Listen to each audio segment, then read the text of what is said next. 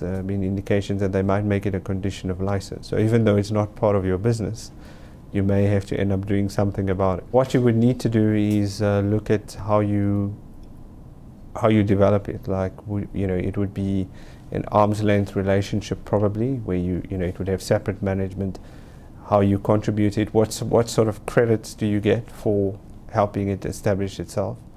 And also it will involve new technologies. So if you look like at the catalytic converter plants, they would run separately, but you would have some relationship and maybe get some credit for that. Strategically, companies will have to start thinking about beneficiation, because government's going to put beneficiation on the table and has identified it as part of its long-term strategy for job creation and growth. So a company would have to at least do some sort of study to say that they've assessed some opportunities and have some sort of basis on which they've made a decision to invest or not to invest. And that's really what you would need to do, is at least have some response. So even if it turns out that you can show or demonstrate that you've done some sort of study that says it's not viable or it is viable, and then if it is viable, you then have to say, well, it's not part of my business, how best would it be structured and managed? And that's when you would get maybe the IDC or some of the other government agencies involved and try and get skills or get technological partners that could run the project, and a mining company could have some sort of relationship with it.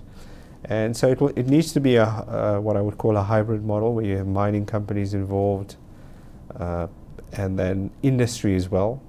Because what's going to happen is these companies or beneficiation entities, once you go away from the primary beneficiation plants, are actually industrial operators. They're not mining operators. And so that link and that transition needs to be managed.